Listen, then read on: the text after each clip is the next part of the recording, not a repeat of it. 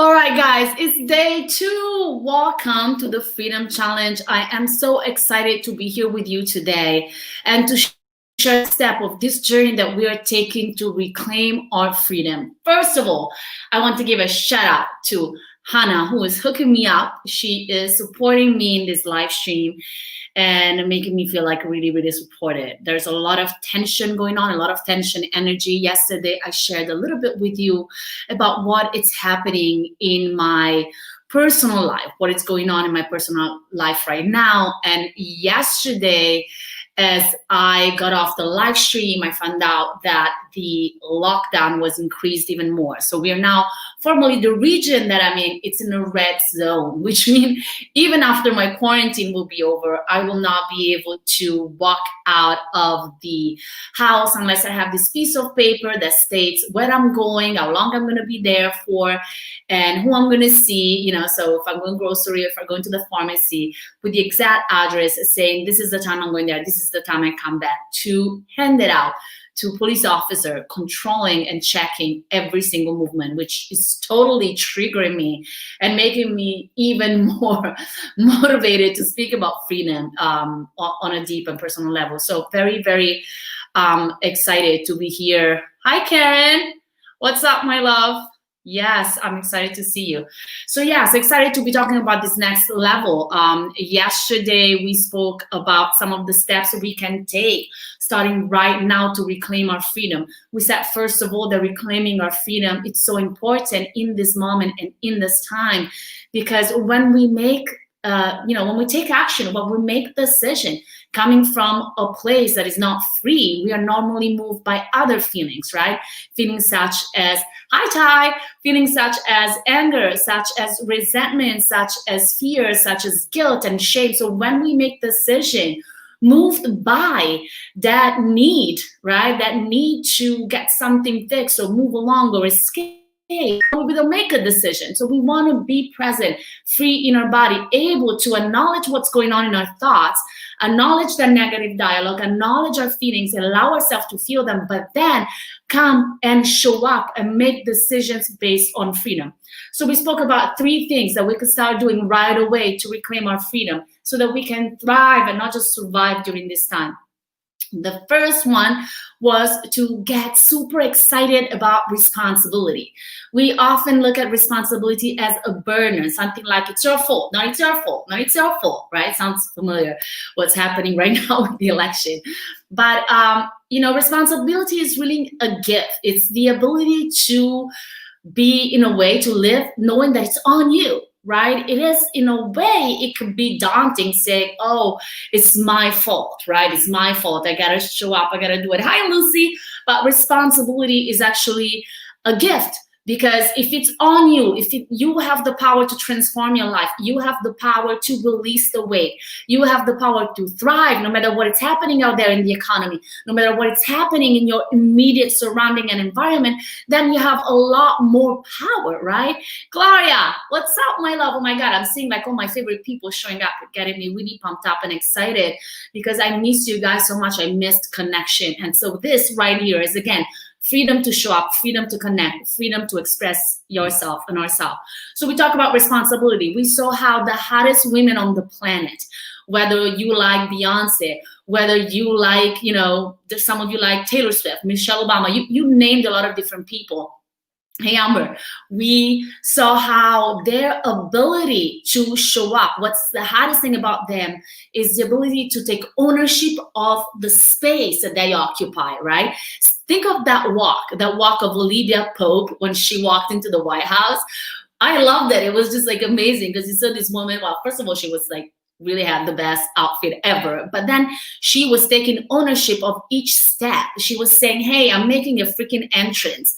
I'm in, I'm all in, I'm fully dropped in. I'm not timidly showing up. I'm going all in. I'm ready to take responsibility for what that will cause you. So in a way, rather than being afraid to be responsible because we are afraid of the consequence, being responsible is the excitement to cause those consequences, to intentionally cause the consequences that we want to see in our lives. So get excited about reclaiming your freedom, about making it about you, about asking the question, What can I do today in this moment that will take me even a tiny step closer to where I want to be, rather than expecting something out there to change, magically change, and hand it over to you? Because whatever is your political position, however you feel about this year, however you feel about this pandemic, trust me that this is not going to happen. It's not going to turn January 1st, 2021, and everything that you felt bad about is going to magically go away. Trust me that even if you feel good about the new, the new political party taking over the government, is not going to come on in and fix everything overnight. That's not it. The things that we don't like about our lives are in our power to fix. There are things we could do, certain things we cannot do, but the things that we can do is what count the most. We spoke about confidence. What is the real meaning of confidence? Confidence as the ability to show up in your truth, not just necessarily being sexy, not just necessarily being outspoken, not just necessarily being the person that is loudest in the room. Confidence is the ability of showing up in a truth, which means feel all the feels, right? Acknowledge all the feels, and then choose to still show up and stand into even fully taking that action. That right there, it's confidence, and it's also freedom, right? Then we talk about choosing ourselves. The two parts of ourselves. There are parts of ourselves. There is the part of us that is a collection of the stories, a collection of the experiences, a collection of the things we learned, things people said about us, the jobs we had in our lives, the things we said, the things we learned, the comments our parents told us, our teacher told us, the relationship we had. That is kind of like an acquired vision, identity that we have acquired over time. And then there is the essence of who we are. And the essence of who we are feels like very natural, feels very intuitive, feels very present, very flowing, right? So choosing ourselves, choosing that part of ourselves that it's true, that always was, that always will be, the part of ourselves we experience when you're watching a breathtaking. Got here, my girl Gloria used to be my client in New York. That she's watching this show right now, and she just changed her life completely last year, guys. She went from being one of the top VP at JP Morgan Chase to traveling the world with a bike. Like, she has been biking the whole, the whole Asia. It's incredible to just know what this woman did. That touching in this moment, I'm sure she could share with us moments how when she was witnessing this nature, this thing so much bigger than us that makes us feel in a way so small, also we recognize ourselves as this part of all, that truth, that part of us that will always exist. So we saw these 3 steps, right? Getting excited about responsibility, then reclaiming your confidence, redefining it, what it means for us, and then stepping into that truth, reconnecting to the part of us that feel the most whole, undamaged, and pure, right? So today what I want to talk to you about is instead the releasing of the excess. We saw how the true you lives underneath layers of limiting beliefs, underneath trauma, underneath pain, underneath all this weight that is emotional but also physical, because the emotional weight gets translated into physical weight like animals do, to cover ourselves, to protect ourselves from hardship. So we want to reconnect and free that part of ourselves, free that angel in the stone, right? We looked at that metaphor of Michelangelo, of how the stone is pre-existing, is covering up this angel, right? And then all the artist does is chop away layer after layer to set her free. So how do we do that? How do we release that emotional weight and that physical weight? Well, first off, I want you to understand the difference between losing and releasing. It is not the same thing. If you're familiar with my work, I am very strong on this point, because I hear women constantly say, I want to lose weight. They came to me during my fitness career, I want to lose 10 pounds, I want to lose 20 pounds, 40 pounds. But the word itself, losing, it means that somehow you still identify with that thing that then it's coming to miss, right? So think about when other times you're saying losing. I lost my keys. I've lost my job. I lost an opportunity. I lost the love of my life. You normally associate losing with something that you claim and you still feel is yours. It belonged to you. And now it's suddenly coming to miss. So you do not want to lose this emotional weight. You don't. Because if you think you're losing it, in a way, you're still identifying with it and you still want it back. You're still available to get it back. You want to release it.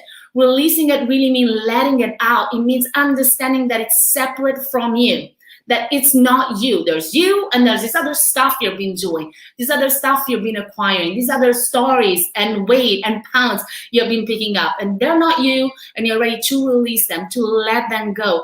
There is no identification. There is no attachment. There is a freedom to it. Again, freedom. Going back, always freedom. You feel the difference, right? There's a different energy to it. There's no forcing it out. There's no forcing the body into shape. It's really allowing the body to just get into that state of grace and freedom and beauty and power and confidence, right? So now that we understand the difference between losing and releasing, how do we release it?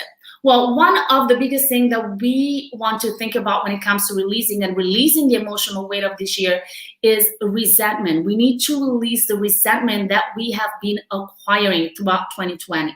So to do that, to help you, I want to invite you to look at the whole year as if it was a relationship with a partner, right? So imagine that in January 2020, you start dating this guy or this woman. Okay, you start dating this new partner and it was very promising. You had all these ideas of what that year you were going to do together. We're going to travel together. I'm going to introduce him or her to my family. I'm going to do all these things and we're going to have this great relationship. That was January 2020. February, end of February, beginning of March, this guy starts showing up, or girl, with a lot of drama, a lot of like disappointment, causing you to feel uncertain about yourself, causing you to feel afraid, causing you to feel all sorts of things you didn't even know you would feel. But you're still stuck in this bad relationship and you're so resentful because it was so promising. You were supposed to do all these things. I got friends, clients who were supposed to have this beautiful wedding that got canceled.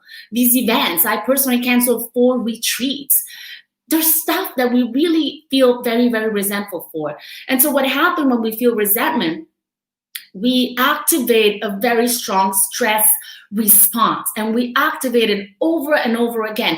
It's bigger than just a disappointment, right? When you feel disappointed, there's a stress response and you feel bad for having been disappointed. Now, resentment, it's a constant activation of that disappointment. The word resentment comes from the Latin sentire, which means to feel on a vibrational level. And then the word re before any word means again. So literally resentment means to feel something that we already don't want to feel in the first place over and over and over again on a visceral level. Yes, resenting 2020 just really feels like that's what Star is telling me. It's like really feeling like this heavy relationship that we are been thinking about it, and each month we are hoping it get better, we're hoping it get better, we're hoping it gets better, but it doesn't actually get better, and that builds this resentment. And how do we cope with this resentment? One of the ways women have been coping with it is through emotional eating. And now let me tell you why I think emotional eating is a huge issue. It's not just because you gain the weight. That is really not the heavy point. You might not want it, and that's okay, but it's not the most dangerous thing about it. And it's not just because you feel like out of control, because also that's annoying and you don't want it, but it's still not the worst thing about it. The worst thing about emotional eating, we eat to avoid addressing our true needs. We need to anesthetize what is going on with us. We eat to postpone our need for healing. We eat to postpone our need to have that uncomfortable conversation, making that decision, taking charge in our parenting, whatever. So emotional eating is keeping us, in a way, from acting freely in our life, meaning showing up freely as our true self, as our best self in the world. That is why it's so important that we address it. So resentment fuels emotional eating directly. It's one of the strongest, things that actually fuels and takes you into this loop of shame and eating, shame and eating, shame and eating. I share in the book Free Your Body, which of course you're seeing right here. I am releasing on November 17th, which is next Tuesday, together with some incredible bonuses. But in the book, I share how a client of mine, Rebecca, in one of the chapter, how she had gained all this weight and turned into this nightmare of emotional eating right after she broke up with her boyfriend of 6 years. And she was really heartbroken. She was falling apart, and she got into this nightmare where she felt completely out of control. So I'm going to share with you a part of the book of how to describe the pattern, what is dangerous about emotional eating, and why we need to address it right now, and why we need to release that weight and that resentment before the end of the year. So here it is. Each time Rebecca thought about her ex-boyfriend, an overwhelming mixture of sadness, of rage, of discouragement, and of anxiety, right? So she was doing fine. Suddenly the thought of him came to mind, and she experienced all these mixed feelings. What happened? The stress level in her body would increase. The knot in her stomach would tighten, weaken, and her entire body contracted. Even her posture changed by slightly shifting her shoulder forward. So she would change her posture. She would change everything about her embodiment, her presence. Now, to anesthetize from that discomfort, her brain would activate Rebecca's go-to mechanism for self-defense that she had the whole time since she was growing up, which was what? Emotional eating. So Rebecca would go and eat. She'd grab a bag of chips, a pint of ice cream later, and after a brief moment of numbness, she would finally remember that no amount of food would ever bring her back what she wanted, which was the relationship that she lost. So what would happen after that? In the face of a stuffed and bloated belly, Rebecca would feel even more resentful towards her ex-boyfriend and towards herself. So no matter how angry she was towards him, deep down she believed that if she was thinner, if she was sexier, if she was younger, if she was smarter, if she was better or more in control of her emotion, he would still be with her. And none of that would have happened in the first place. But now that she felt of this, she would feel even more resentful, even more stressed. So what she would do to respond to this? She would go back into that cycle. So she would eat, numb herself, feel slightly better for a moment, then feel even worse than before because she would feel even more out of control, even more resentful towards him and towards her for feeling out of control. So you see, it's a loop. It's a never-ending loop that unless we pull ourselves out of the loop, right, we are either trying to force it, trying to control it with our willpower. That's the problem with women that come to me many times and say, I'm all in or all out in diet. It's just my willpower is not strong enough. It's not the willpower. Tomorrow, we are going to go into the rewiring of the brain. I'll tell you how the brain works and why people go all in and all out and how to end that.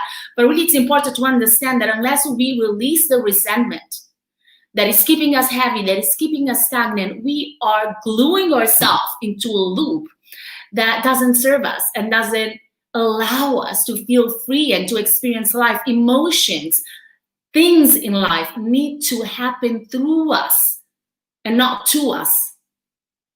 If we feel things happen to us, we are powerless.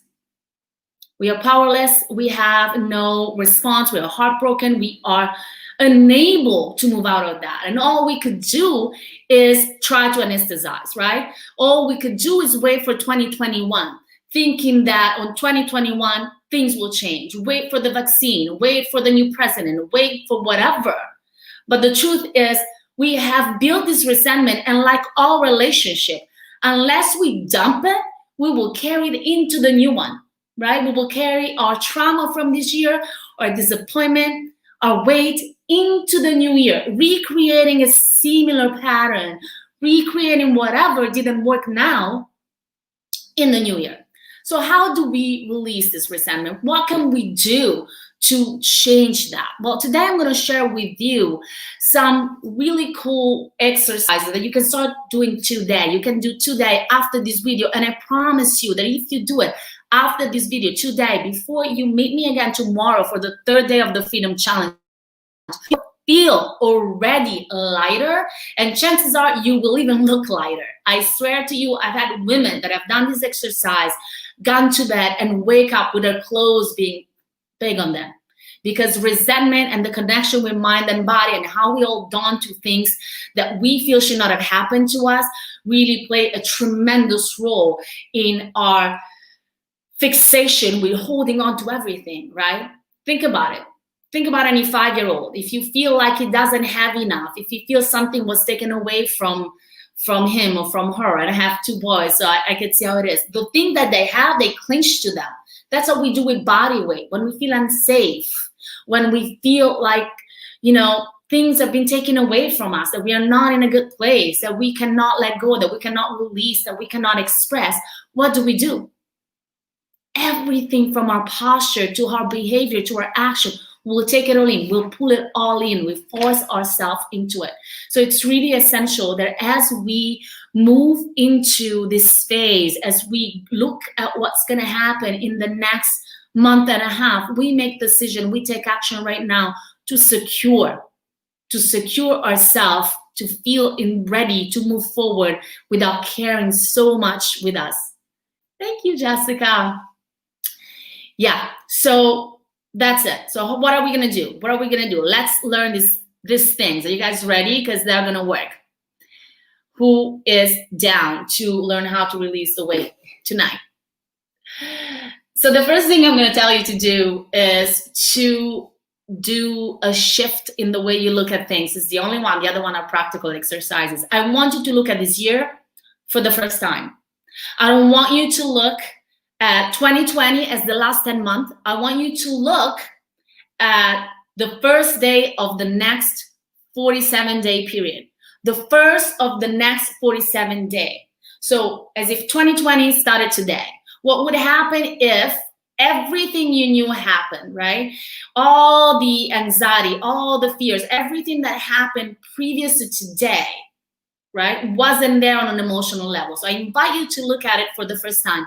Look at 2020 with fresh new eyes. Do it while you speak. Do it when you think. Do it when you connect with people. Do it when you think about this year. So rather than thinking, I got a month and a half left off, I want you to think it's the first day of 47 important days where a lot of things can happen in a good way. The year is not over. I can still make things happen these 47 days. So maybe if today, this year, your dream was to write a book, you cannot write a book in 47 days and finish it and publish it. I mean, maybe you can. I can, but maybe you can. But one thing you sure can is write an outline, right? Write an outline, sit down and start writing. Plan a schedule of the time you are going to write. Maybe if what you wanted to do this year was start a business, maybe you can, create a business plan, kind of like the basic structure of a business plan, and start making a first call to a couple of clients. Maybe if what you wanted to do this year was heal your relationship with someone, is start having that phone conversation, pick up the phone and talk to them. Maybe if you wanted to lose 20 pounds or 40 pounds, you can show up on Tuesday the 17th, pick up this book and join me for 7 steps to free yourself forever from it. Use these days. This year is not all crap and waiting, and you don't have to hide under the cover, moved by the heartbreak of what should have happened. I want you to realize that your time is now. This moment counts. There's something powerful about the present. I can show up tomorrow. You can watch this video tomorrow, and I'm sure a lot of you will watch it at a later time, and it's still valuable. But I know you agree with me, it's not the same energy or when you step in the now. The only moment you have available to take action, to do things, and to change your reality.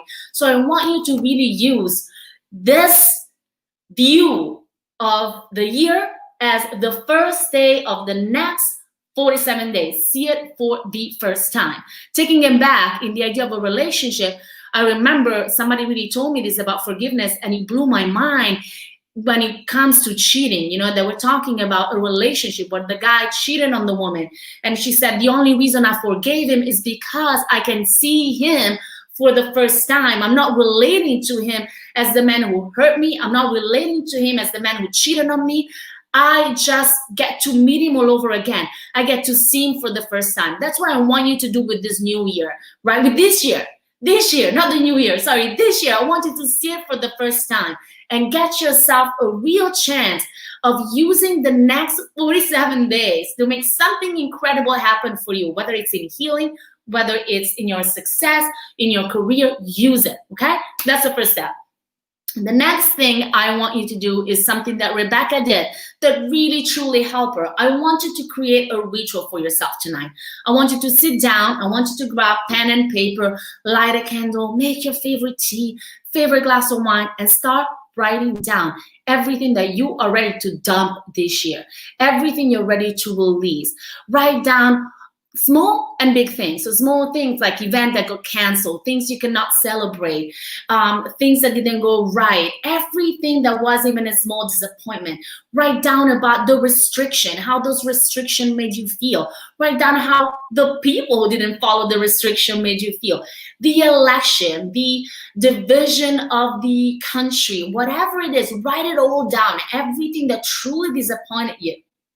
Let it all down to paper. Free write for 5 to 10 minutes. Put on your favorite music and just allow yourself to write freely. And what I mean by free writing is start writing. If nothing comes, just begin to say nothing is coming. Nothing is coming. Nothing is coming. I promise you that within 2 to 3 minutes, that's normally when the shift happens, you start feeling guided to a lot of things that makes you resentful. And it could be a lot yourself. It could be a lot yourself, behaviors that you're not super proud of, moments of weakness, moments where you felt lost, moments that says I should have been further ahead. I should have used this time wisely, and instead I didn't. So a lot of that judgment, a lot of that resentment, that feeling over and over again, dump it on the piece of paper. Once you're done, I want you to burn it. I want you to burn it and let it out, whatever feels good to you, whether it's in the ocean, if you can go to the ocean, I can't, or, in the air, in the field, in the toilet, whatever it feels good, let it burn out. Burn it out with the intention of saying, I'm ready to release this. And it's not because those things that happen are not important or are not bad. I'm not denying that they happen, but I want to use the next 47 years and approach this next 47 years with a new, renewed sense of energy and excitement. And I don't want to carry this with me, right? So make that conscious decision to burn it out. The next thing I want you to do is get in the shower and wash it out. So I want you to get in the shower and literally use the water, the contact the water makes in your body, visualizing whatever it is, this thick layer of excess, right? It could be dark vibes. It could be very specific to wash out of your body, allowing the feeling of the water dropping on your skin to make a connection to your nervous system and allow it to just dump water coming out of you. So washing it out, great if you want to use some salt, Epsom salt really helps rebalancing your energy. If not, just get in that shower consciously. So what I'm asking you to do, it feels like a lot of things, but beside the letter, the water is just, you're taking a shower anyway. Why not try to take the shower using the intention as a moment to connect with your body, as a moment to release that emotional weight. So it's not going out and run for 10 miles. The shower that you take, make it count. Make it count. Be there. Be in that shower. Present. Don't think about what you got to do next, your laundry list or whatever it is. Go in that shower. Allow that water to wash over you. Allow yourself to release all that excess. Got it? Then the last thing I want you to do is take the time right before going to bed. 2 to 3 minutes before going to bed, before turning off the light. And intentionally use your sleep to release it. So just set an intention. Right before going to bed, I set an intention that whatever process of release I've started with this letter, I continue with the shower, is going to be fully taken care of as I'm going to sleep. So allowing your subconscious, allowing your body, allowing your mind to step in and help you heal, help you release this process. So the very simple step, right? So you see it, begin to look at the year as seeing it for the first time as the first day today of the next 47 years, 47 days, sorry, no years, oh my God, that'd be crazy. And then just wash it off, burn it off, sleep it off, allow yourself to release. That's really what releasing means. And then today, when we're meeting together, we are going to talk about the science behind it, right? The neuroscience, because what's happening is our brain creates all these neuropaths, this connection between things. And the moment we reprogram, we learn how that works, how we can reprogram, we can restore our body's self-regulating ability. We can step into our truth with ease, and we can create new patterns that support us so that we don't have to ever control ourselves, control our cravings, or control the way we feel about things. We can just allow ourselves to restore this being pre-wired to succeed, right? Set ourselves up for success, starting from our brain. So thank you so much for watching this. I am excited to meet again with you tomorrow. I want to give a shout out to, again, to the girls that are supporting me, to Amber and the whole NGNG family. I love these ladies so much, Amber, Patty, Hannah, to Ty, and to all of you who are showing up for this. Please do share this video, share it on your own feed. Please tag friends of yours and allow them to access this content, because we collectively need to free our body. We collectively need to be more aware and to release this heaviness before we start the new year. That is the only way that this change is going to happen. It's not through something somebody does outside of us. It's just something we're willing to do for ourselves. Without healing, there is no freedom. Without healing, there is no freedom. My mission, but today, tomorrow, and the next coming days, and with the book as well, is to help you be more you so that you can get out there and have the greatest impact in the world. Thank you so much for watching. Love you. Bye-bye.